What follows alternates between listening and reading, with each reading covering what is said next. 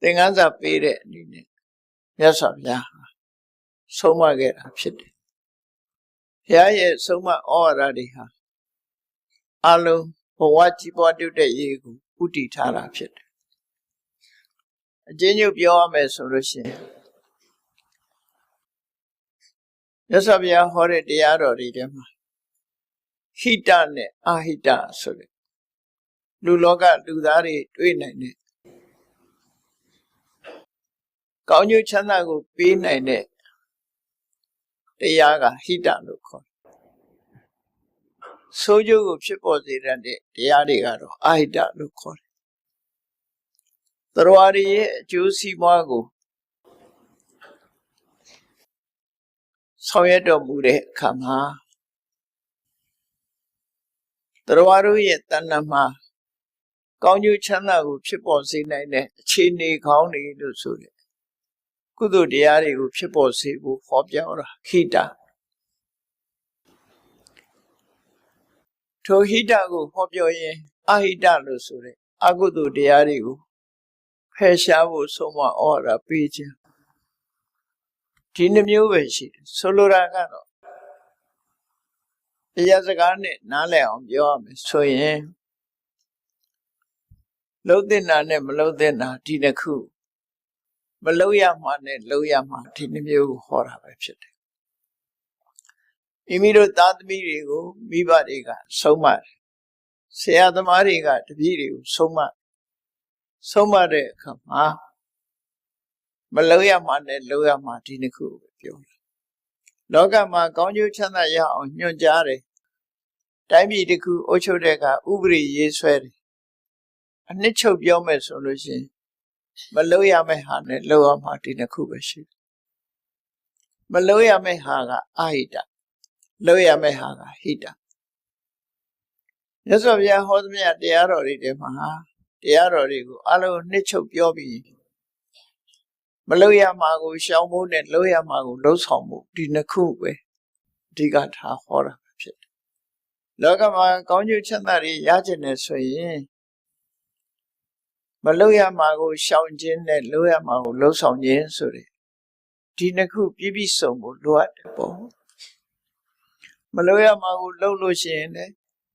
ဆိုးကျိုးဖြစ်တတ်တယ်လှုပ်ရမှာကိုမလှုပ်ဖဲနေလို့ရှိရင်လည်းအကျိုးမဖြစ်ဘူးဒါကြောင့်မို့ဒီနှစ်ခုဟာတူညီသောချိုးရင်းချက်အနေနဲ့စာပေကျမ်းကနေမှာဆိုထားတာအကတ္တပကရဏံဝိယကတ္တပကရဏံပိဒေါသောယေဝအကတ္တပကရဏဆိုမလှုပ်တဲ့နာကိုလှုပ်ခြင်းလောကမှာလူတွေကအပြစ်တင်ကြတယ်ဒုက္ခရောက်ပြီဆိုရင်ဒီလူကမလှုပ်တဲ့နာကိုလှုပ်တာကိုပြောလို့ရှိကြတယ်နော်မလှုပ်တဲ့နာလှုပ်ရင်ဒုက္ခရောက်တာမှန်တယ်မစားတဲ့နာစားလို့ဒုက္ခရောက်တာမသွားတဲ့နေရာသွားလို့ဒုက္ခရောက်တာမပြောတဲ့စကားပြောလို့ဒုက္ခရောက်ဒီလိုသူကချက်ပြီးတော့ကြည့်မယ်ဆိုမတွေးတဲ့နာတွေးလို့မပြောတဲ့နာပြောလို့မလှုပ်တဲ့နာလှုပ်လို့ဆိုတာလောကမှာအပြစ်ဆိုတာဒီလိုသတ်မှတ်ပြီးတော့ဖော်ပြတာအများစုကမလှုပ်တဲ့နာကိုလှုပ်ရင်အပြစ်လို့ဆိုကြတော့လည်းပဲလှုပ်တဲ့နာကိုမလှုပ်ဖဲနေတဲ့အခါကျတော့တိတ်ပြီးအပြစ်ပြောလို့မရှိကြဗျာလှုပ်တဲ့နာကိုမလှုပ်ဖဲနေခြင်းဟာလည်းပဲကောင်းကျိုးချမ်းသာမှဆုံးရှုံးရခြင်းဆိုတာဖြစ်စေတယ်ဒါကြောင့်မို့စာပေကျမ်းကမှာဆိုတဲ့စကားလေးကအကတ္တပကရဏံဝိယမလှုပ်တဲ့နာကိုလှုပ်ခြင်းကဲ့သို့ကတ္တပကရဏံပိကတ္တပအခရဏံပိလှုပ်တဲ့နာကိုမလှုပ်ခြင်းဟာလည်းပဲဒေါသောယေဝကောင်းကျိုးချမ်းသာတွေကိုဖျက်ဆီးတတ်တဲ့အပြစ်ပဲလို့သူတို့ဆိုလို့ပဲပေါ့နော်ဒါအရေးကြီးတယ်ဒါမို့လူ့ဘဝရလာပြီဆိုတာအသိဉာဏ်ဟာဘာလဲလို့ခြေခံအဖြစ်ပြောမယ်လှုပ်တဲ့နာနဲ့မလှုပ်တဲ့နာသိတာလှုပ်တဲ့နာနဲ့မလှုပ်တဲ့နာကိုသိဖို့အမှန်တမ်းအရေးကြီးတယ်မသိဘူးဆိုရင်ဘာဖြစ်လဲမလှုပ်တဲ့နာကိုလှုပ်တဲ့နယ်လို့ထင်တယ်လှုပ်တဲ့နာကြမလှုပ်တဲ့မှုလို့ထင်တယ်အဲ့ဒါကိုမောဟလို့ပြောတာ မောဟရဲ့အဖြစ်ကအဲ့ဒါလောဘဖြစ်တာလူတွေသိကြတယ်ဒေါသဖြစ်တာလူတွေသိကြတယ်ထင်ရှားတယ်ပေါ့မောဟဖြစ်တာကြတော့သိပြီးတော့မောဟကြောင့်ဖြစ်တယ်ဆိုတာသိပြီးတော့မသိချဘူးဖြစ်တယ်မောဟကအဲ့ဒါပဲလှုပ်တင်တာနဲ့မလှုပ်တင်တာမသိတာမောဟမလှုပ်တင်တာကိုလှုပ်တင်တယ်လို့ထင်ပြီးတော့တွေးဝေးနေတာမောဟလှုပ်တင်တာကိုမလှုပ်တင်မှုထင်ပြီးမလှုပ်ဖဲနေတာမောဟသူ့ကြောင့်ဆိုးကျိုးတွေများစွာဖြစ်ပေါ်စေတတ်တယ်ဒါဟာအမှန်မှအရေးကြီးတဲ့ချက်လောဘဒေါသမောဟလို့အကုသိုလ်ရဲ့အမြစ်အကုသိုလ်တွေခိုင်မာစေတဲ့သူတို့ကိုယ်တိုင်ကလည်းအကုသိုလ်လည်းဖြစ်တယ်အကုသိုလ်ရဲ့အမြစ်လည်းဖြစ်တယ်အမြစ်ဆိုတာအပင်ကိုရှင်သန်စေတာပဲပေါ့အကုသိုလ်တွေဆက်လက်ရှင်သန်နေဖို့ဆိုတာဟာလောဘဒေါသမောဟလို့ဆိုတဲ့ဒီတရားတွေပေါ်မှာယက်တည်နေလို့ဖြစ်တာပဲဖြစ်တယ်ဒါကြောင့်မို့ဘုရားရဲ့တရားတော်ရဲ့မှာအရေးကြီးဆုံးကတော့မောဟကိုနည်းနိုင်သမျှနည်းအောင်မောဟကိုဖယ်ရှားဖို့အသိပညာကိုစီဖို့အထောက်ကြရတာဖြစ်တယ်လောကမှာလည်းလူတွေငယ်စဉ်တောင်ကြီးကလေးဘဝနေကြောင်းထားတယ်ဆိုတာလှုပ်တဲ့နာနဲ့မလှုပ်တဲ့နာတွေသိဖို့လူဘဝနေတတ်ထိုင်တတ်ဖို့ဆိုတာအဓိကထားသင်ကြားကြတာပဲပေါ့လှုပ်တဲ့နာနဲ့မလှုပ်တဲ့နာတွေခွဲခြားသိပြီးမလှုပ်တဲ့နာကိုရှောင်တတ်ဖို့လှုပ်တဲ့နာကိုလှုပ်တတ်ဖို့ဆိုတဲ့ဒီအရေးချင်းနှစ်ရပ်ကိုရရှိဖို့ရာအတွက်မိဘတွေကသားသမီးတွေကိုဆုံးမကြတယ်ဆရာသမားတွေကတပည့်တွေကိုဆုံးမကြတယ်လူဖြစ်လာပြီဆိုလို့ရှိရင်အဲ့ဒါသိဖို့အတွက်လူတွေဟာပညာကိုစီးဖို့အထောက်ကြပြောရမယ်ဆိုရင်မောဟနည်းနိုင်သမျှနည်းအောင်ပညာကိုစီးဖို့အထောက်ကြတာပညာဆိုတာတိုက်ရိုက်စီးဖို့အထောက်လို့မရဘူးပညာရဖို့အတွက်ဘာလုပ်ရလဲသုတလို့ခေါ်တယ်သင်ယူမှုကသွားတာဖြစ်တယ်သင်ရမယ်အခုမြတ်စွာဘုရားဟောတဲ့ဆုံးမတရားတော်တွေကိုကြားနာတယ်ဆိုတာသင်ယူခြင်းပဲဖြစ်တယ်တရားဝဲကျင့်ပါပြီတရားနာတယ်ဆိုတာသင်ယူခြင်းတစ်မျိုးပဲနော်ဒါမို့သုတကိုအင်္ဂလိပ်လိုပြန်တဲ့လူတွေက hearing လို့မပြန်ဘူး learning လို့ပဲပြန်ကြနားနဲ့သင်နားထောင်ပြီးတော့မှတ်သားတာသင်ယူခြင်းလို့ပဲပြန်အဲ့သင်ယူခြင်းဟာပညာလားလို့ဆိုမဟုတ်သေးဘူးပညာဖြစ်ဖို့အတွက်စဉ်းစားစရာအချက်လက်တွေကိုပေးခြင်းသာလည်းဖြစ်တယ်ပေါ့အကြောင်းအရာတွေကိုဖော်ပြထားတယ်အမှားနဲ့အမှန်ကိုခွဲခြားပြီးတော့ပြောထားတယ်အဲ့ဒီပေါ်မှာဆင်ញင်သုံးသပ်ပြီးလက်တွေ့ကျင့်သုံးလို့ကိုယ်တိုင်သိလာတဲ့အသိဉာဏ်မှာပညာလို့ခေါ်တယ်ဆိုလိုတာကသုတနဲ့ပညာသုတ္တုတာသုတဝဋ္ဌနိနားထောင်လို့တဲ့ဆန္ဒသင်ယူလို့တဲ့ဆန္ဒဟာသုတကိုဖြစ်ပွားစေတယ်တရားနာခြင်းအဖြစ်သုတကိုဖြစ်စေတယ်ထိုသုတဘာကိုဖြစ်စေတယ်သုတံပညာယဝဋ္ဌနံနားထောင်ခြင်းသင်ယူခြင်းကပညာအသိပညာကိုဖြစ်ပေါ်စေတယ်ပညာကဘာလောက်တာတော့ဆိုပညာယအထံသနာတိဘဝအဓိပ္ပာယ်ကိုနားလည်သွားတယ်ဘာလုပ်ရမယ်ဆိုတာသိတယ်ဘာမလုပ်ရဘူးဆိုတာသိသွားတယ်အဲ့ဒါပညာလို့ခေါ်တယ်နော်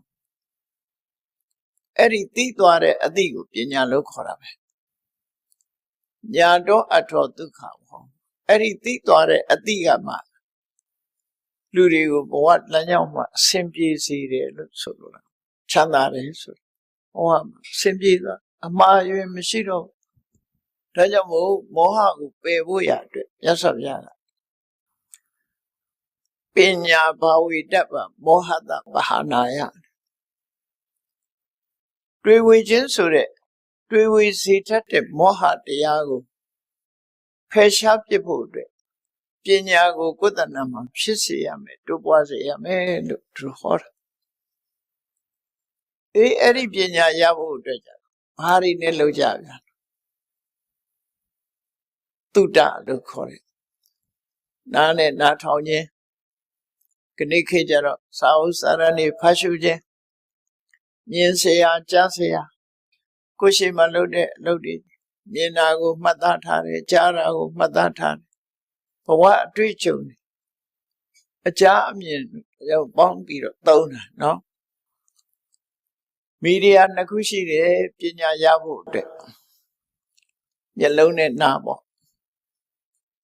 မျက်လုံးနဲ့နားချို့ယွင်းသွားပြီဆိုလို့ရှိရင်ပညာသင်ဖို့တော်တော်ခက်သွားတယ်မျက်လုံးနဲ့ပညာသင်တဲ့ဒီကနေ့ခေတ်မှာရှေးတုန်းကတော့နားနဲ့သင်တာများ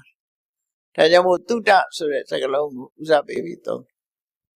နားထောင်ပြီးသင်တာပိုတိကျသူဆိုရှေးတုန်းကတော့ oral tradition နဲ့ဆိုမြတ်စွာဘုရားဟောတဲ့တရားတော်တွေကိုနှုတ်တဲ့ဆောင်ပြီးတော့မှတ်သားထားပြီးအသိဉာဏ်နဲ့စဉ်းကျင်စဉ်းစားကြတာအဲ့တော့တရားနာရယ်ဆိုတဲ့နေရာမှာလည်းပဲပထမကနာကြားခြင်းနာကြားတဲ့အခါမှာအာယုစူးစိုက်ခြင်းနာကြားအာယုစူးစိုက်လို့အကြောင်းအရာနဲ့စကားလုံးကိုမှတ်သားခြင်းဆိုတဲ့ဓာရဏdata ပြီးတဲ့အခါကျတော့မနတနုဖိခိတာစိတ်နဲ့ဆင်ញင်သုံးသပ်ပြီးဒိဋ္ဌိယသုပ္ပတိဝိထာလို့အထိပ္ပယ်ကိုပိုင်းပိုင်းခြားခြားသိပြီးသိဉာဏ်ဖြစ်ပေါ်လာပြီဆိုမှပညာဒီလိုသွားတာနော်အစင်းစင်းဒီလိုသွားတာပဲဖြစ်တယ်နော်ဒါကြောင့်မို့ရဗုဒ္ဓရဲ့အဆုံးအမမှာအသိပညာဟာအလွန်တန်ဖိုးရှိတာအရေးကြီးဆုံးဖြစ်လို့မြတ်စွာဘုရားကပညာနရဏရတနာပညာဟာလူသားတို့ရဲ့တန်ဖိုးမဖြတ်နိုင်တဲ့ယရဏတစ်ပါးပဲဖြစ်တယ်လို့သူဆိုခဲ့ရမြတ်မကအာလဝကဘိလူကြီးရဲ့အမေကိုဖြေတဲ့အခါမှာလည်းပဲပညာကိုဘယ်နည်းနဲ့ရနိုင်သလဲဆိုသုတ်တုတာလည်းပဲဒီပညာနားဆိုင်ထောင်ခြင်းကသိလို့စိတ်ကြားလို့စိတ်နားထောင်လို့စိတ်မှတ်သားလို့စိတ်တွေဟာအဲ့ဒီစိတ်ဆန္ဒတွေဟာပညာကိုရခြင်းအကြောင်းပဲတလုံးနဲ့ပြောပါဆိုရင်အဲ့ဒါပဲပြောပညာကိုဘလို့ပညာရအောင်ဘလို့လုပ်အောင်မလဲဆိုရင်တတ်ခြင်းစိတ်ကိုမွေးသိခြင်းစိတ်ကိုမွေးသိခြင်းနဲ့ဆန္ဒရှိရင်တတ်ပြီလို့ဆိုလို့အဲ့ဒါကြောင့်မို့တကယ်အသိပညာတွေရဖို့ရအတွက်စိတ်ဆန္ဒဟာသိပညာရဖို့အတွက်ဥဆောင်လမ်းညွှန်ပြသွားတာပဲဖြစ်တယ်ပေါ့ဓမ္မပဒဒေသနာမှာမြတ်စွာဘုရားဖြစ်ပေါ်လာတဲ့အကြောင်းအရာတစ်ခု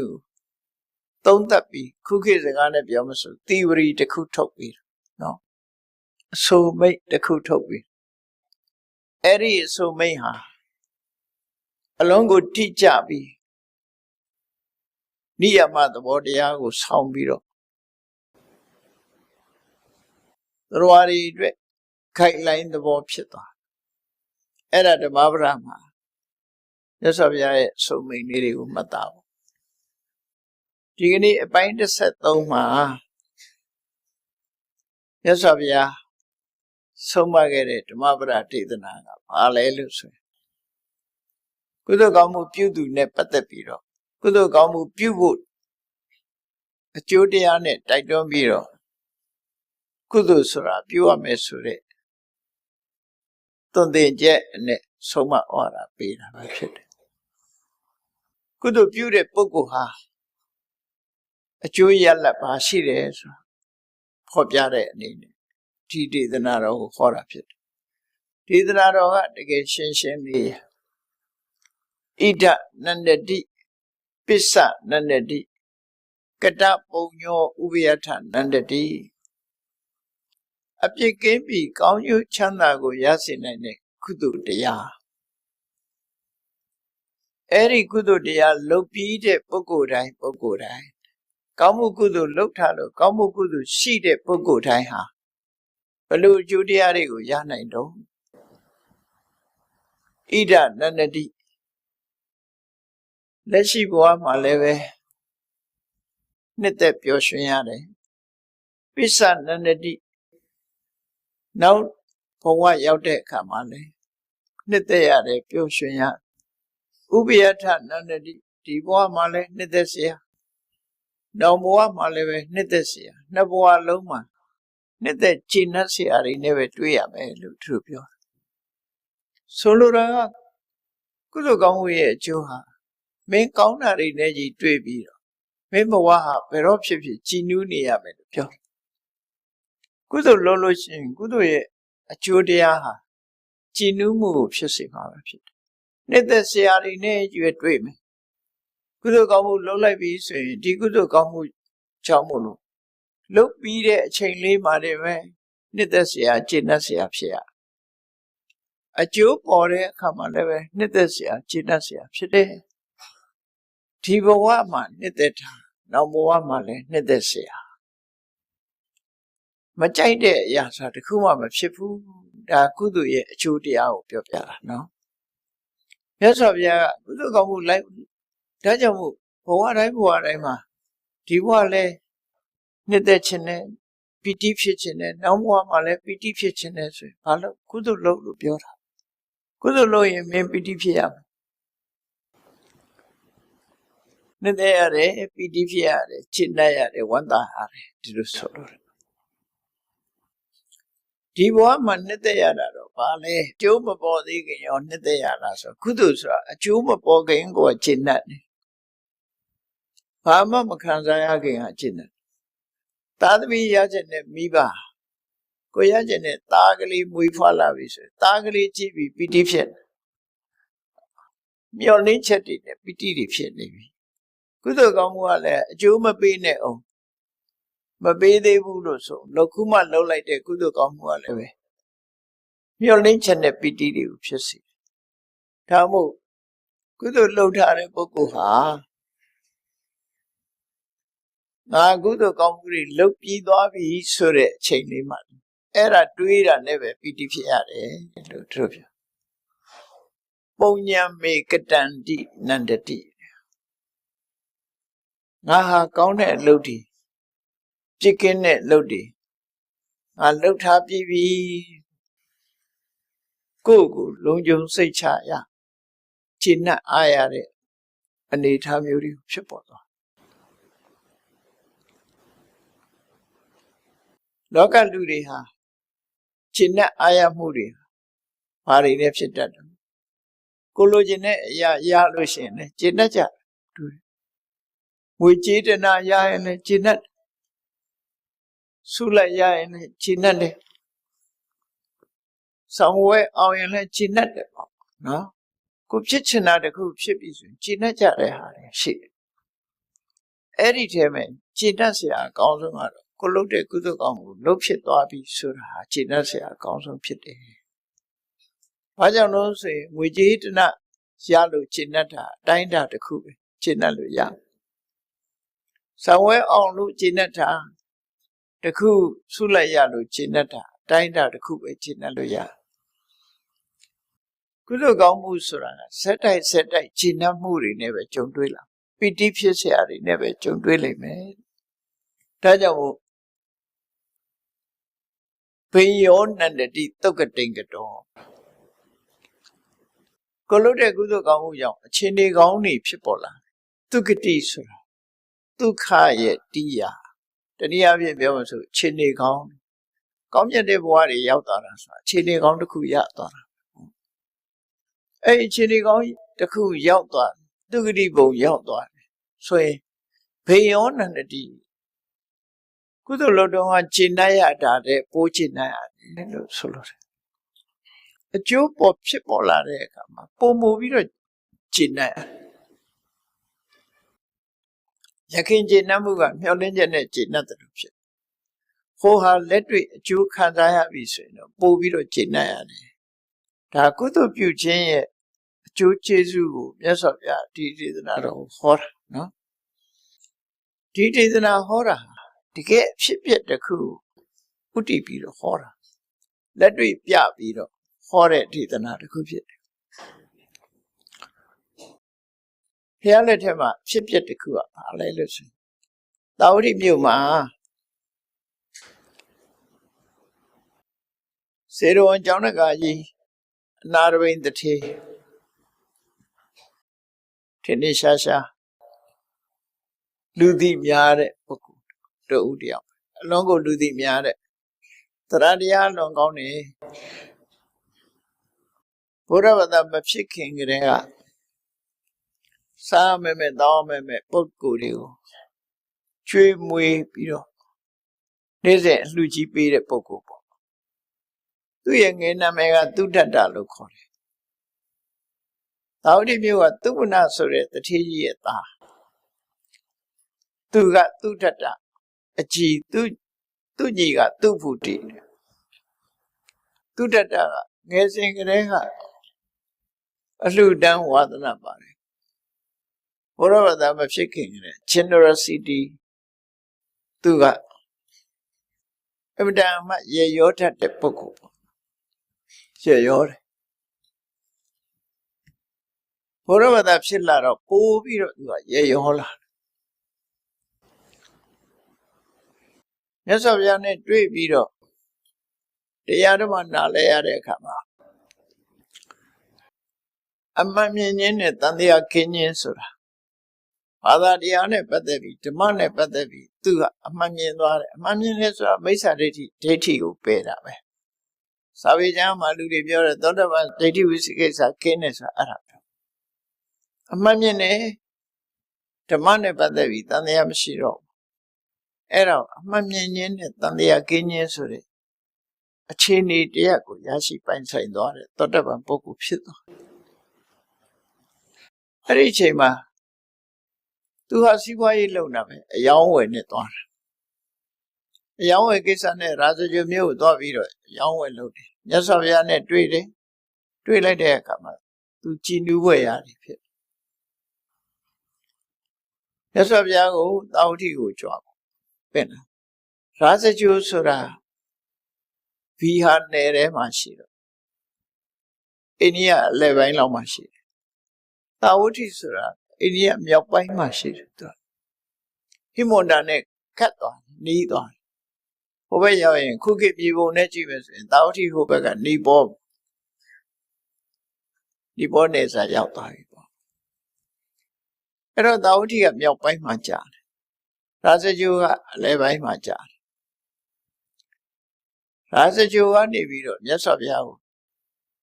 သာဝတိကိုပင့်တယ်သာဝတိဆိုတာအယောင်းဝယ်ကောင်းပြီးတော့လွန်စီကားတဲ့မြို့ကြီးဖြစ်လို့ဘာကြောင့်သာဝတိလို့ခေါ်တော့လို့အဓိပ္ပာယ်ကိုဖော်ဆောင်တဲ့အခါမှာအဓိပ္ပာယ်မျိုးဖော်ဆောင်တော့လည်းပဲအဓိပ္ပာယ်တစ်ခုကတော့ဘာလို့ဆိုရင်သာဝတိမြို့မှာမရှိတဲ့ကုန်ပစ္စည်းမရှိဘူးအလုံးရှိတယ်လို့ဆိုသဗ္ဗံအဋ္ဌိအဝဋ္ဌိသာဝတိကသိပ်ပြည့်စုံတော့ရှိတယ်ရန်ကုန်မြို့လိုပေါ့ဘာဝယ်ရတယ်ကုန်ရှိတယ်ပေါ့စူပါမားကတ်ကြီးတွေတောင်းဝယ်ကုန်ရအားလုံးရှိတယ်ဆိုတဲ့အဓိပ္ပာယ်ပဲသာဝတိမြို့နော်နောက်တနည်းကတော့သဝဋ္ဌယသိရဲ့သင်္ကန်းကျောင်းမှာမြို့တည်တယ်လို့လေဒီလိုသမိုင်းကျောင်းအရာပြောတာအဲ့ဒါလေလက်တွေ့ကတော့သာဝတိမြို့ဟာအားလုံးရှိတယ်စီကားတဲ့မြို့ကြီးရသော်ဘုရားကိုအဲ့ဒီကိုပင့်မြတ်စွာဘုရားသတင်းသုံးမဲ့နေရာကိုရှာကြံတဲ့အခါမှာသူစေတမင်းသားရဲ့ဥယျာဉ်ကိုဝယ်လိုက်တာ18ကလေးပေးရတယ်ငွေသပြားတွေခင်းဒင်းကားတွေကိုမြေပြင်အနှံ့ခင်းပြီးတော့ဒီဈေးဆိုတာဟာမြေဈေးဆိုတာကိန်းကနန်းနဲ့ဆိုတာမဟုတ်ဘူးမြေပြင်ကိုဒင်းကားခင်းပြီးတော့ဝယ်ရမယ်လို့ဆိုတာနော်အဲ့ဒါနဲ့ခင်းပြီးတော့ဝယ်လိုက်တာ18ကလေးကုန်သွားတယ်ကျောင်းဆောက်တာက18ကလေးကျောင်းရည်တဲ့ချတာက18ကလေးအလုံး54ကလေး Ye yo Tadana Lutanget. Tuma Yesavia, Audi music and Joma Drindo Netche. Sabirema Pare Ye Dreya, Pio Messi. Tana Yonet, the middle of shit. Tani Yoga Kala Suratia, Tata Suratia. Tata no by Matinga Motor. Kala Surado. Malay Malu Pia Jangu. Pasa baby Diana Roya, no by no Todavan Shata. Kala ne Tata Tania. The Miga Toyoshi. Jesus the Miga Maha Tupata. Other media Lima Jare Lupio Market. Another way the Tisura. Cookies a garnet viewing. Taudi Muye, Miena Pomo. Durain Duranga, Kudoka Luchin, 2 pager. With a carlet to do it. With a caru. 2 net. Jonagayi, Nadaway, Nepopayo, John Mayi. With a caru. Aman the Adam Shimu. Through Ama. Poma Avian, the new Yahan. Naton. Miera Lutanit. Eddie Yahan the town was Luboya. With a car, do go right Malone Neka. Malone Woos or Atumia, any like Peter, Lopinia. Through Pato, Todovi Lopia. The Mili Diao, Nili Diaco. Buy it, the Miu Tare. Do down on you, Vito, Ema, Tanga, we was a local. Another being a cheese on the Miu, down baby. To go that way, I was a low seed. Nixon, a bit neck, Tangadi Sungat. Kaniki out or low show, Kaniki got a somewhere PM, I began quay out this here. Okay, got a little hole. Chola Tangaria, go the way Necola. Shouted at time, sonnet, the way table, 3 tables. So your hair the color long tail. But the pie, no? But the pie, sir. Sona Hena Queb. Any Nanga Ganeti, but the pie no web your. No? Pennet down Tosan. Turuma, Himoegine, Sarnidam, ho. To memo my himbo night house. But Maria, I look Ponjay and Sergeant, take Peter, no? Ponjay of Sao. Todo you know what down on ye, Le Masala jar, and to the Sui Sajar. Kaneke Quaneco. Midazu Sadama to me wine Sajar, no? Keep young lad. Any Nangano the Horoa Ganeti. To me,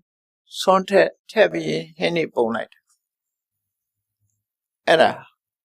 Did I miss Sajar? Or began quail says that they wish you.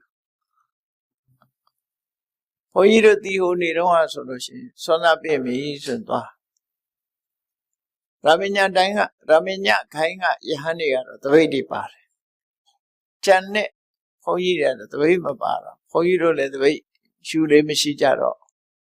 Did I know? For my out there, Kajaro. Pagamiari was only the Pontan. But my own Piasso no Cate, now being Tangarigu. Tangatana in a Cate, Tila Jude, Eradi Bibi Sureka, Tabago, Pagamiata chassis like that.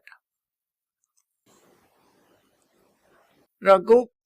Mama, go Tim is where you are in Palm. Timian Quibo Mave, the Camiatina. Midas who Henny like it, Sonnet Tejara. Tipica never like tap or Pomira, Comasaje no Lega. Henny a little tab, you know. Ponsare, Teleha, Canati Shido me. Era Widaka another way, the Nitanga town Songates, we always a take them young. But the vine was a Ponsar. Cane, Buffet, but the vine. No. Buffets are ကိုယ့်ကိုယူစားတာဘူဖေးပန်းတစ်ပိုင်ကတော့တစ်ခွက်ထဲမှာပုံထည့်ပြီးစားတာအဲ့ဒါမြတ်စွာဘုရားလက်ထက်ကဘုရားကိုယ်တော်မြတ်လည်းအဲ့တိုင်းပဲဖုံးပေးတာတော်တော်အလုတ်သက်တာနော်တော်တော်ဝေယဝိဆအများကြီးသက်တာအဲ့ဒါလို့အနာတပိန်အိမ်မှာသမီးကြီးမဟာသုဘတ္တအရွယ်ရောက်တဲ့အခါကျတော့အိမ်အောင်ကျသွားတဲ့အခါကျအိမ်ခွဲသွားလောဘလူမရှိတော့သုလသုဘတ္တကိုတောင်းပေးတယ်အငယ်မကိုတောင်းပေးတယ်အဲ့ဒီငယ်မကလည်းပဲဝေယဝိဇ္ဇတွေလှုပ်တခါအိမ်အောင်ကျသွားပြန်အိမ်အောင်ကျသွားပြန်တော့အငယ်ဆုံးသမီးသူမနာကိုတောင်းပေးတော့အဲ့ဒီသမီးငယ်လေးကတော့အိမ်အောင်မကြခင်မှာတရက်တော့ဝေယဝိဇ္ဇလှုပ်ရင်ရုတ်တရက်ယောဂဝေဒနာတွေဖြစ်လာ။ဘာယောဂလို့တော့မပြောဘူးရုတ်တရက်ယောဂဝေဒနာဖြစ်ပြီးတော့ယောဂကပြင်းထန်တဲ့အခါကျတော့အနာရဝိတ္တိကြီးကသူများအိမ်လိုက်ပြီးတော့ဦးစီးဦးရဲ့လှုပ်ပြီးစီမံပေးနေရတော့သမီးနေမကောင်းလို့ဆိုလိုက်ခေါ်တော့အိမ်ရောက်သွားအိမ်ရောက်တော့သမီးကအဲ့ရတဲ့လဲနေပြီနာရဝိတ္တိကြီးကသမီးနာသွားပြီးတော့သမီးနေကောင်းရဲ့လားလို့မေးတဲ့အချိန်မှာမောင်လေးနေကောင်းပါတယ်လို့ပြောတော့သူ့အဖေကိုမောင်လေးလို့ခေါ်လိုက်တယ်ခေါ်လိုက်တဲ့အခါကျတော့နာရဝိတ္တိကြီးကအားတဲ့တော့ငါသမီးရောင်းနေတာလားရောင်းပြီးတော့ပြောတာလားလို့ဆိုမဟုတ်ပါဘူးမောင်လေးရဲ့ဆိုပြော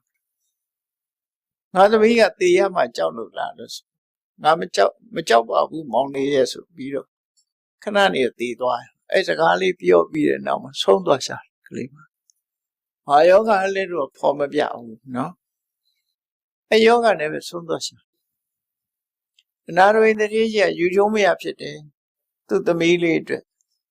ဘာကြောင့်လို့ဆိုတော့သူ့စိတ်ထဲမှာထင်တာအဖေကိုအဖေလို့မခေါ်ဘဲနဲ့မောင်လေးခေါ်သွားတယ်ဆိုတော့ငါသမီးဘလို့တွေဖြစ်သွားတယ်ကြောင်ချောက်ချားတွေဖြစ်သွားတယ်လို့သူစိတ်ထဲမှာထင်အဲ့ဒါနဲ့နောက်ကိစ္စဝိဇ္ဇပြီးတဲ့အခါဘုရားစီသွားမြတ်စွာဘုရားစီသွားတော့ငုံယူသွားတော့မြတ်စွာဘုရားဘာအတွက်ဆင်းရဲဒုက္ခဖြစ်တယ်လဲဆိုတော့သမီးသူမနာဆုံးသွားတဲ့အကြောင်းရှောက်မြတ်စွာဘုရားကအေးလူဆိုတာသိခြင်းတရားဆိုတာရှိတာမို့သက်ရှင်ခြင်းဆိုတာစီဝိန်ထင်လင်းသက်ရှင်ခြင်းကသိခြင်းနောက်ဆုံးရှိချေ၏ဒါဟာကျွတ်တင်ပြီးတော့စဉ်းစားထားတာစဉ်းစားထားမယ်အရာဖြစ်တယ်ဆိုတာရှင်ဘုရားတဲ့တပည့်တော်သိရမှာဆိုတာတော့အဲ့ဒီအတွက်ကိုဝမ်းနဲ့ခြေကွဲမှုမဖြစ်ပါဘူးတဲ့တေခါနေ့မှာတပည့်တော်သမီးလေးကကြောင်ကရမ်းဖြစ်သွားတာအတွက်စိတ်မကောင်းတာပါ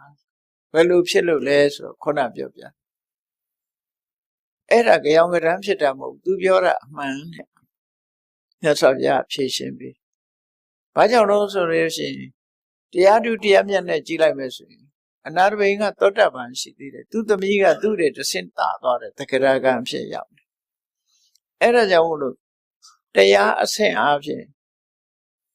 သူကငဲနေပြန်နော်အဖေကဒါမျိုးခေါ်တာဒီမှာရဲ့အဖရဲ့တာတလာချီဆိုတာမျိုးနော်သမီးကနေအဖရဲ့ချီတော့သူမနာဒေဝီကတရားနာရင်ဝေယဝိဇ္ဇလုံရင်နဲ့သူကတက္ကရာကံထိအောင်ဖြစ်သွားနာရဝိတ္တိကြီးကသောတပန်ပဲရှိသေးတော့ဒါကြောင့်မို့သူ့ဖေကိုအတိပေးလိုက်တဲ့အနေနဲ့မောင်လေးလို့ခေါ်သွားတာအဓိကကတော့သူ့ဖေကသောတပန်ပဲရှိသေးတယ်သူကသူ့တဲ့တဆင့်မြင့်သွားပြီတက္ကရာကရောက်နေပြီဆိုတာတတိပေးသွားတယ်တော့အဲ့ဒါလို့သူတော်ကောင်းတွေဟာသူတို့ရဲ့အကြောင်းတွေကိုတိမှတ်ပြုဖို့ရအဲ့လိုပေးလေပေးထားရှိတယ်ပေါ့နော်ပေးလေပေးထားရှိတယ်အဲ့ဒါကိုအဓိပ္ပာယ်ဖော်တတ်ဖို့လိုတာပေါ့နော် တခါတော့ဆိုလို့ရှိရင်ရဟန်းတော်တစ်ပါးမထေရကြီးတစ်ပါးယောဂဝိရဏသဲလို့သူတို့တွေကမေးကြတယ်တရားသူတရားမြတ်ပဲရောက်သွားပြီလေဘယ်ဆင့်ရောက်ပြီလဲလို့ဒီကနေ့ကျမေးကြတရားသူရမရမေးကြတဲ့အခါမထေရကြီးကဘာပြောသွားတော့ဆိုသူကသိပြီးတော့ဟိုယဟန္တာမဖြစ်သေးတော့သူပြောမှနည်းနည်းရှက်တယ်ပေါ့နော်သူ့အဆင့်ကယဟန္တာမရောက်သေးဘူးသူဘာပြောသွားတော့ဆိုရင်နတ္ထိကိဉ္စီလို့ပြောတာနတ္ထိကိဉ္စီရဲ့အဓိပ္ပာယ်ကဘာတော့ဘာမှမရှိဘူးလို့ပြောလိုက်တာဘာမှမရှိဘူးဆိုတဲ့အဓိပ္ပာယ်တည်းရတယ်ကိုနတ္ထိကိဉ္စီလို့ပြောလိုက်တဲ့အခါအဲ့လိုပြောပြီးတော့ပြန်တော်မူသွားတဲ့အခါတပည့်တွေကစိတ်မကောင်းဖြစ်ငါတို့ဆရာကြီးကဘာတရားဓုမှရမသွားရှာဘူးဆိုပြီးတော့စိတ်မကောင်းဖြစ်တယ်မြတ်စွာဘုရားစီသူတို့ဝမ်းနဲ့ပန်းနဲ့သွားလျှောက်တဲ့အခါကျမင်းတို့ဆရာကြီးကဘာမှမရှိဘူးမဟုတ်ဘူးနတ္ထိကိဉ္စီဆိုတာအနာဂံဖြစ်လို့အကိစ္စဉာဏဘုံရောက်သွားတော့သူမပြောချင်လို့အဲ့ဒါလေးပဲပြောသွားတယ်အနာဂံဖြစ်သွားတယ်လို့ဆိုလို့နော်အဲ့တော့အဓိပ္ပာယ်ဖော်တာမတမအရေးကြီးတာနော်ရှုပ်ဝက်ပြီးတော့ပြောသွားလိုက်တာခုနကလည်းပဲသူ့ဘနာကလည်းသူ့အဖေကိုဆုံးမသွားတဲ့အဓိပ္ပာယ်ပဲသူ့အဖေတဲ့သူကအစင်မြင့်နေပြီဆိုတာကြောင့်မို့လို့သူ့အဖေကိုမောင်လေးလို့တမင်ခေါ်လိုက်တာတရားသူအနေနဲ့သူကမြင့်လို့ခေါ်တာအဲ့ဒီမှာအနာရဝိန္ဒတိကဝမ်းမြောက်ဝမ်းသာဖြစ်သွားတယ်သူရင်ထဲကရှင်းသွားတော့ကျင့်အားရအခုသမီးပဲရောက်သွားလဲဆိုတော့မြတ်စွာဘုရားသူဟာတုတ်တိတာနတ်ပြည်ရောက်သွားပြီဆိုတော့လူဘဝမှာနေတော့လည်းပဲမိဘတွေရဲ့အရေးအောက်မှာကုသိုလ်ကောင်းမှုတွေပြုပြီးတော့ပျော်ပျော်ရွှင်ရွှင်နဲ့နေသွားတာဟိုသမီးတွေကမှအိမ်တော်ရဲ့သားကြားပြီးတော့မိဘရင်ခွင်ကခွဲသွားသေးတယ်သူကမဟုတ်ဘူးမိဘရင်ခွင်အောက်မှာပျော်ရွှင်ချမ်းမြေ့စွာနေစဉ်နဲ့အမျှဝေယဝဆကုသိုလ်တွေလုပ်တယ်နောက်ဘဝကျတော့လေတုတ်တိတနတ်ဘုံရောက်သွားတယ်တုတ်တိတနတ်ဘုံဆိုတာတတန်အပြင်လူအရေးတွက်နဲ့တွဲမယ်ဆိုလို့ရှိရင်59 ကလေးနှစ်6 တန်းနှစ်ပေါင်းကိုပြောတာနော်လူအရေးတွက်နဲ့တွက်တာ59 ကလေးနှစ်6 တန်းတတန်းရှိတယ်အဲ့တော့ဒီလူဘဝတုန်းကလည်းပဲတထေးသမီးချမ်းချမ်းသာသာကုသိုလ်ကောင်းမှုတွေလုပ်ပြီးပူရမပင်ရဒီလိုနေသွားတယ်အခုနောက်ဘဝရောက်တဲ့အခါကျတော့လည်းပဲတက်တန်းရှိပြီးတော့ကျင့်တတ်เสียကောင်းတဲ့ဟိုမိမ့်မနေနဲ့နေရလို့တုတိတာသူကျင့်တတ်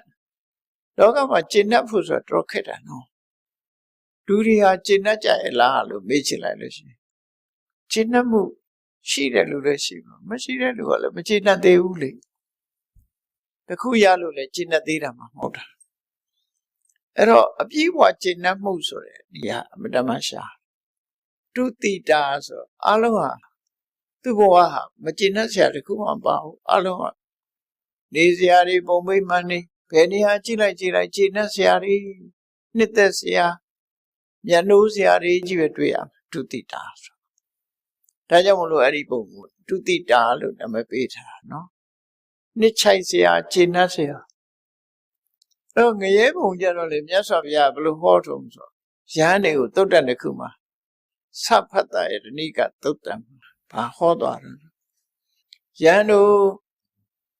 မင်းတို့တွေသိကံကောင်းကြတယ်လူဘဝရပြီးတော့တရားအထုတ်ခွင့်ရနေတာအလွန်ကံကောင်းတာ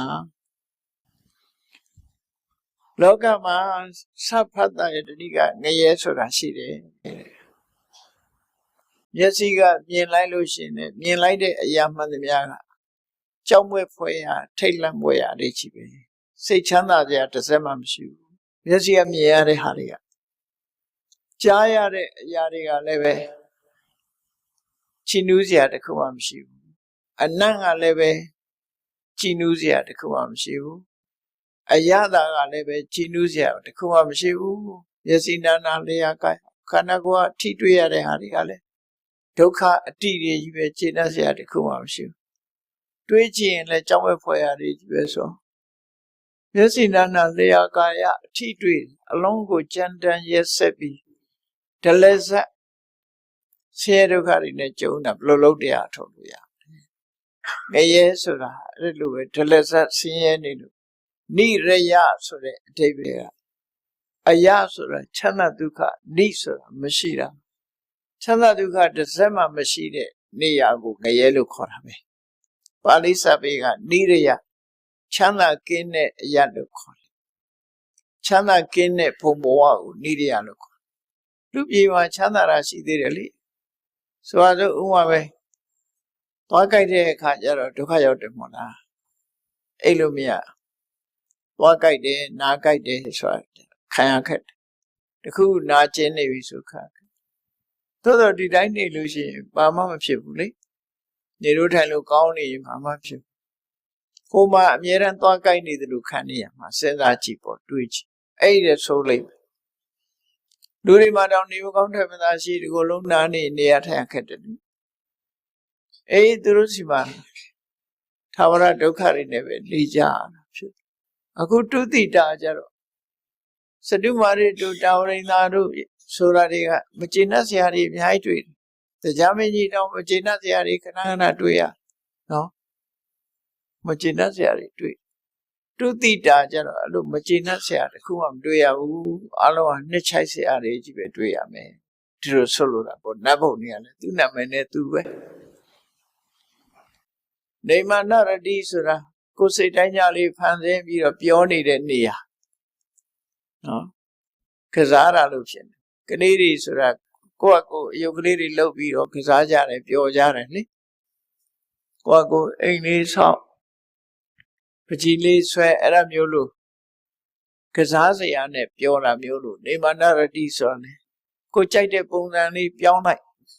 ဥယျာဉ်ကလည်းကြိုက်တဲ့ပုံစံလေးလှုပ်လိုက်အဝတ်စားလည်းကြိုက်တဲ့ပုံဘယ်လောက်ထိအောင်လို့ဆိုနေမနာရတိပုံဆိုတာအသားဖြူခြင်းလည်းရတယ်အသားနေခြင်းလည်းရတယ်အခုကဖြူတဲ့လူကမဲခြင်းတဲ့အခါကျတော့အမဲစာကိုခံပြီးတော့ဝတ်တာတွေ့နော်ဖြူတဲ့လူကလည်းမဲခြင်းနေတာခက်တယ်မဲတဲ့လူကလည်းဖြူခြင်းလိုက်တာမပြောနဲ့တော့ဖြူခြင်းနေကြကိုကျင်တတ်တာမဟုတ်အဲ့နေမနာရတိပုံရောက်တဲ့အခါကျကိုကြိုက်တဲ့အရာချက်ချင်းရအတန်ဆိုလဲကိုကြိုက်တဲ့အတန်ချက်ချင်းပြောင်းလို့ရတယ် automatic စိတ်ကညှို့လိုက်တာနဲ့ဘုံမိတ်မှန်နေဆိုလို့ရှိရင်လည်းအဖြူရောင်ဗိမှန်ကြီးမကြိုက်ဘူးဆိုလို့ရှိရင်အဝါရောင်ဗိမှန်ကြီးလားရွှေရောင်ဗိမှန်ကြီးလားအကုန်ချက်ချင်းစိတ်ထဲကညှို့လိုက်တာနဲ့ပြောင်းပြီးသားပြုတ်စပင်ဖြူလို့ဆေးဆိုးစရာမလိုဘူး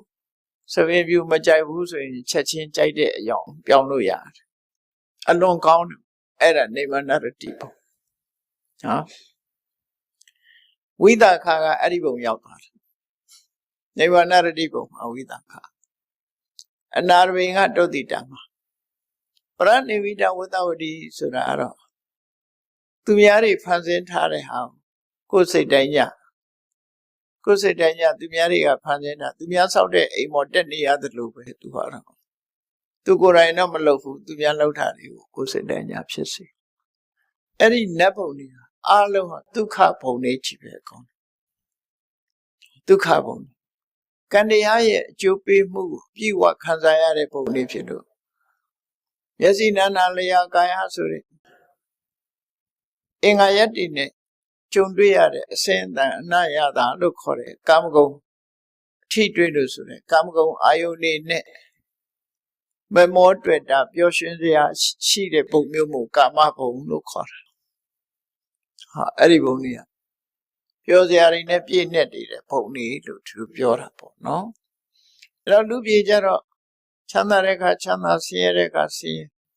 ဒါကြောင့်လူတွေကတပန်းသာတာတော့ဆင်းရဲချမ်းသာနှစ်ခုတွဲနေသည့်အတွက်ကြောင့်တတိပိုကောင်းတယ်ရတော့အကျင့်ကိုကျင့်နိုင်တယ်လူပြေကလူတွေကကုသိုလ်ကောင်းမှုအတွက်အခွင့်အရေးပို့ကြတယ် ဒါဟာတန်ဖိုးရှိတယ်လို့ဆိုတာပေါ့နော်အေးအဲ့ဒါလို့တုတိတာဘုံသူမနာဆိုတဲ့အနာတွေတထေးရဲ့သမီးငယ်လေးသူမနာဆိုတဲ့သမီးငယ်လေးဟာငယ်ငယ်ရွယ်နဲ့ဆုံးပြီးတော့တုတိတာနတ်ဘုံရောက်သွားတယ်အဲ့ဒါကိုမြတ်စွာဘုရားကရှေ့ဆိုပြီးတော့ဣဒနန္ဒတိပစ္စနန္ဒတိကတပုံညောဥပယထနန္ဒတိကုသိုလ်ကောင်းမှုလုပ်ရင်တဲ့သူမနာတိဝိတာမဟုတ်ဘူးဘယ်သူပဲဖြစ်ဖြစ်နော်ပုံညဆိုတာပု္ပ္ပစဘဝနိဗ္ဗတေတိပုံညလို့အထက်တန်းကြတဲ့ဘဝလူတွေပူဇော်ခံရတဲ့အလေးပြုခံရတဲ့ဘဝမျိုးကိုရစေနိုင်တယ်လို့ဒီလိုအဓိပ္ပာယ်ရတယ်တနည်းအားဖြင့်ပုဏ္ဏတိသောတေတိပုံဘဝမှာညဉ့်နွမ်းတဲ့အရာတွေကိုတုတ်တင်ရှင်းလင်းလို့ဖြူစင်တဲ့ဘဝမျိုးကိုရောက်တယ်ဒီလိုဆိုလိုတာပေါ့ဖြူစင်တယ်ဆိုတာအဆက်တမ်းမြင့်ဖြစ်တယ်ပေါ့နော်အဲ့ဒီလိုကုသိုလ်ကောင်းမှုဆိုတာအညစ်အကြေးတွေကိုဖြူစင်သွားစေတယ်လူတွေကလေးစားခံရတဲ့ဘဝမှာဖြစ်စေနိုင်တယ်ဆိုတဲ့ဒီကုသိုလ်ကံတွေလှုပ်ထားတဲ့ပုဂ္ဂိုလ်တိုင်းဟာဘယ်သူပဲဖြစ်ပေါ်လာနိုင်တဲ့ရလဒ်ကတော့ဣဒနန္ဒတိကုသိုလ်ကောင်းမှုဆိုတာလှုပ်တဲ့ဘဝမှာကိုကပီတိဖြစ်ရမယ်ပစ္စနန္ဒတိနောက်ဘဝရောက်ရင်လည်းပီတိဖြစ်ရမယ်ကတပုံညောဥပယထနန္ဒတိဒီဘဝမှာလည်းပီတိဖြစ်နောက်ဘဝမှာလည်းပီတိဖြစ်နှစ်ဘဝလုံးမှာပီတိဖြစ်ရမယ်ပုံညာမေကတန္တိနန္ဒတိငါကုသိုလ်ကောင်းမှုလုပ်ရတယ်လို့ဆိုပြီးတော့လည်းပဲပီတိဖြစ်ရမယ်လုပ်ပြီးတဲ့အချိန်မှာလည်းပဲကိုလုပ်တဲ့လုပ်ငန်းအပေါ်မှာကျေနပ်အားရတဲ့ပီတိတွေဖြစ်တယ်အကုသိုလ်ကြတော့အဲ့လိုမဟုတ်ငါလုပ်ပြီးတာမှားလိုက်တာဖြစ်လာတယ်ကုသိုလ်ကြတော့ငါလုပ်ပြီးတာမှားတယ်လို့မဖြစ်ဘူးဘယ်လိုပဲဖြစ်ဥပုပ်လေးဆောင်ပြီးဟောငါဥပုပ်ဆောင်ဝန်တာကျေနပ်တယ်အလူဒါနလှူလိုက်တယ်လှူပြီးသွားပြီကျေနပ်တယ်ဝန်တာအလုံးဟာကျေနပ်ဝမ်းသာစရာအလုပ်တစ်ခုလို့သတ်မှတ်ပြီးတော့ကျေနပ်နေကြပီတိဖြစ်ကြဝိယောနန္ဒတိသုကတိကတောကောင်းကျိုးချမ်းသာတွေများပြားလာတဲ့သုဂတိဘုံရောက်ပြီးလို့ရှိရင်တော့ရလာတဲ့စီးစိမ်ဥစ္စာတွေအလွန်ကြီးမားတဲ့စီးစိမ်ဥစ္စာတွေကိုရရှိခံစားပြီးဝိယောနန္ဒတိပို၍ပီတိဖြစ်ရမယ်ဒါကုသိုလ်လုပ်တဲ့ပုဂ္ဂိုလ်ရဲ့အကျိုးတရားကိုဖော်ပြလို့မြတ်စွာဘုရားကတစ်ဖက်အားဖြင့်ပြောမယ်ဆိုရင်မင်းတို့ဖြစ်နေရဘဝမှာပီတိဖြစ်ခြင်းကုသိုလ်လုပ်ကြလို့ဆိုလိုတာပဲအကုသိုလ်ကိုရှောင်ပြီးတော့ကုသိုလ်ကောင်းမှုကိုပြုကြရမှာဖြစ်တယ်ကုသိုလ်ကောင်းမှုဖြစ်မှသာလေဘဝစတိုင်းဟာကျေနပ်စရာတွေနဲ့တွေ့မယ်ဖြစ်တယ်ဒါကြောင့်မို့ကုသိုလ်တရားကိုမမေ့ကြလေနဲ့လို့တိုက်တွန်းနှိုးဆော်လိုတဲ့သင်္ကန်းစာမြတ်စွာဘုရားကိုယ်တိုင်ကဟောကြားဆုံးပါတယ်ဒါဟာဓမ္မပဒအထိသနာမှာဓမ္မရတ္တပေါ်လွင်အောင်စဉ်းစားပြီးဘဝသင်္ကန်းစာယူရမယ့်အချက်ဖြစ်တယ်ပေါ့တရားချစ်ခင်သူတော်စင်ပြိဿအပေါင်းတို့ဓမ္မပဒအထိသနာမှာဓမ္မရတ္တများကိုရှင်တဲ့နှလုံးထဲမှာမှတ်သားထားပြီးတော့မိမိတို့ဘဝမှာသူမနာရဲ့ဘဝကိုသင်္ကန်းစာယူပြီးတော့ထို့တွေကုသိုလ်ကောင်းမှုလုပ်လို့ရှိရင်သာဝရပီတိဖြစ်ကြရမှာဖြစ်တယ်လို့ကိုယ်စီ